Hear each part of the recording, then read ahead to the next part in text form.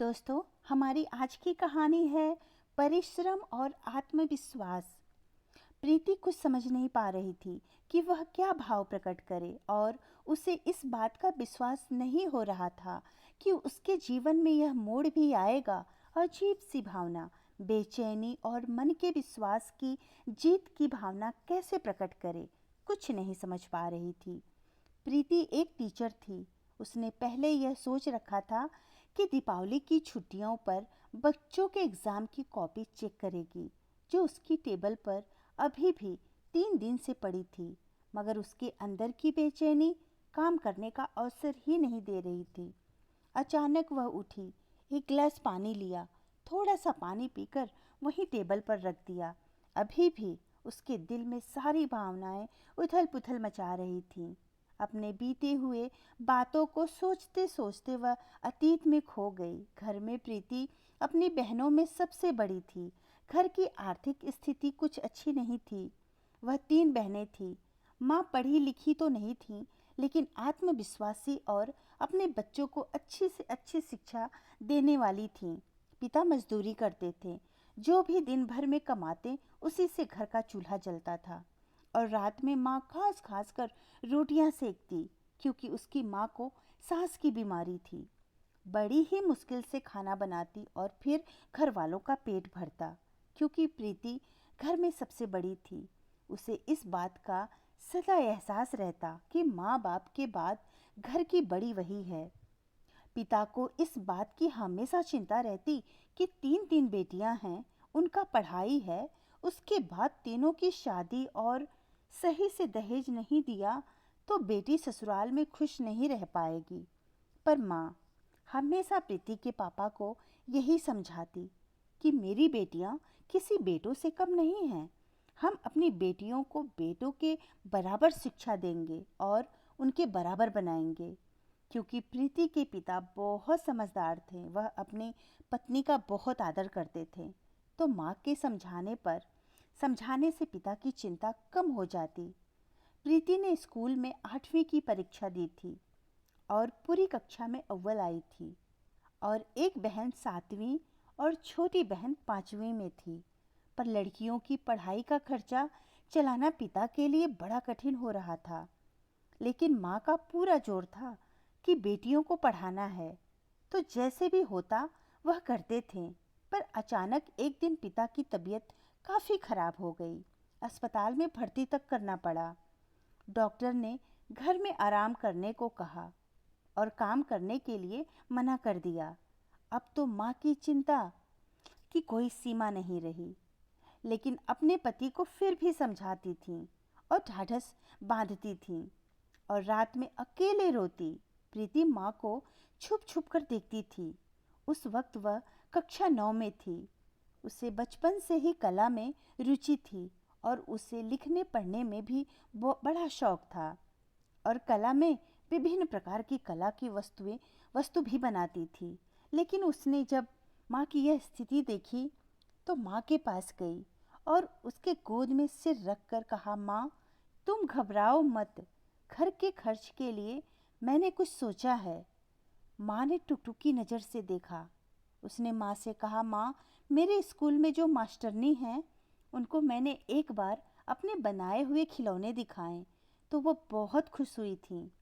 उन्होंने मुझे यह भी कहा कि वह गरीब लड़कियों के लिए एक केंद्र चलाती हैं, जिसमें सब अपनी अपनी कला से तरह तरह की वस्तुएं बनाती हैं और वह उसका उन्हें हर माह वेतन देती हैं। प्रीति ने आगे कहा, क्योंकि वह अपनी कक्षा में अव्वल आती है तो उनकी छोटी बहनों की कक्षाओं में पढ़ने वाली बच्चों के माता पिता ने उसे ट्यूशन के लिए कहा था। पर समय के अभाव के कारण पढ़ाई में बाधा न हो तो उनसे उन्हें मना कर दिया था। उसने माँ का हाथ अपने हाथ में लिया और कहा, माँ अब मैं दिन भर उस केंद्र में काम करूँगी और शाम में बच्चों को पढ़ाऊँगी और रात में अपनी पढ़ाई खुद से करूँगी। माँ की आंखें नम और चेहरे पर गर्व था। उनका दिल तो नहीं हो रहा था, लेकिन घर की स्थिति देखकर उन्होंने हामी भर दी कि चलो इससे घर का खर्चा और जैसा प्रीति कह रही है कि बहनों की पढ़ाई भी जारी रहेगी।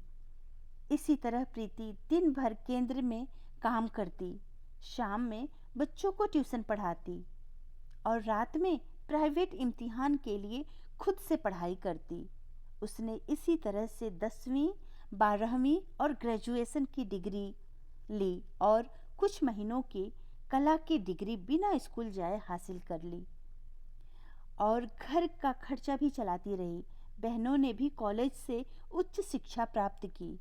प्रीति बहुत ही तेज लड़की थी, तो उसे एक स्कूल में भी नौकरी मिल गई और मास्टरनी जी ने उसका परिश्रम देखकर पूरे केंद्र की जिम्मेदारी उसे दे दी। लेकिन जब भी प्रीति फाइन आर्ट डिपार्टमेंट के पास से गुजरती तो उसे अपना बैचलर ऑफ फाइन आर्ट का सपना याद आता, पर अपनी बहनों को पढ़ता हुआ देख खुश हो जाती। काफ़ी साल बीत गए। अब प्रीति के माता पिता काफ़ी बूढ़े हो चुके थे। उनका स्वास्थ्य भी अब अधिक ठीक नहीं रहता था। उनके झुर्रियों वाले चेहरे पर चिंता साफ दिखाई देती थी। एक दिन प्रीति अपनी माँ के पास गई और उनका हाथ अपने हाथों में लिया और कहा, माँ, एक बार और मैं आपसे कुछ मांगना चाहती हूँ। मेरी दोनों बहनों ने उच्च शिक्षा हासिल कर ली है और उनका अच्छे परिवार में रिश्ता कर देते हैं, तो हम क्यों नहीं दोनों छोटी की शादी कर देते हैं। और मैंने अपनी आय से कुछ पैसे दोनों के विवाह के लिए जमा किया है। माँ, मना मत करना। माँ ने ठंडी आह भरकर कहा, बेटा प्रीति, परिवार वाले और समाज क्या कहेगा कि हमने दोनों बेटी की शादी पहले क्यों कर दी। सब तरह तरह की बातें बनाएंगे।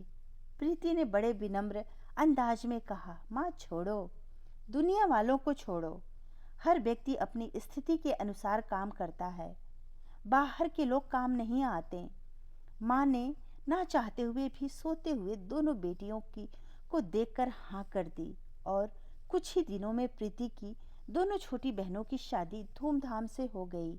अब प्रीति और उसके माता पिता अकेले घर में रह गए और बहनें दूसरे शहर में चली गईं। प्रीति अपने माता पिता का ध्यान रखती। कुछ दिन और बीत गए। प्रीति अब 40 की होने वाली थी। माता पिता का स्वास्थ्य और खराब होता गया। अब माँ को अपनी प्रीति के जीवन की चिंता सताने लगी कि हमारे बाद वह अपना जीवन अकेले कैसे काटेगी। पर अब उसके लिए अच्छा रिश्ता नहीं आता था। शादीशुदा, तलाकशुदा ऐसे रिश्ते उसके लिए आते।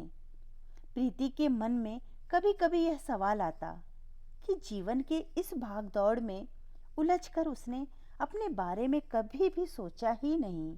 लेकिन वह एक दिन अपने स्कूल से घर आई और अपनी माँ के माथे पर जो उसकी चिंता को लेकर शिकस्त होती थी, उसके बदले उनके चेहरे पर प्रसन्नता की झलक उसे साफ दिख रही थी। उसने माँ से पूछा, क्या हुआ माँ, बड़ी खुश दिखाई दे रही हो।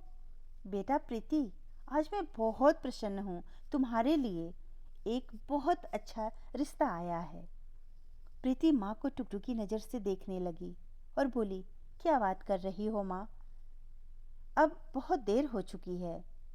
फिर धीरे से माँ आगे कहा, तुम 2 माह पहले एक आर्ट सेमिनार में गई थी जिसने तुम्हें अवार्ड दिया था, तो उनके बेटे का रिश्ता। प्रीति समझ नहीं पा रही थी क्या भाव प्रकट करे। पर माँ, वह तो बहुत अच्छा और बड़ा परिवार है, कहाँ वह लोग और कहाँ मैं। माँ प्यार से बोली, बेटा वह तुमसे प्रभावित है और तुम्हारे गुणों से। इतना सुनकर प्रीति खुशी से माँ से लिपट गई और रोने लगी। माँ, मैं जीत गई, मैं जीत गई। आंखें नम, मन में खुशी जो था कि एक लड़की अपने विश्वास और मेहनत के बल पर अपने परिवार की डगमगाती नैया को किस प्रकार पार लगाती है और अंत उसका जीवन भी खुशियों से भर जाता है। धन्यवाद दोस्तों। कहानी अच्छी लगी तो लाइक और सब्सक्राइब जरूर करें।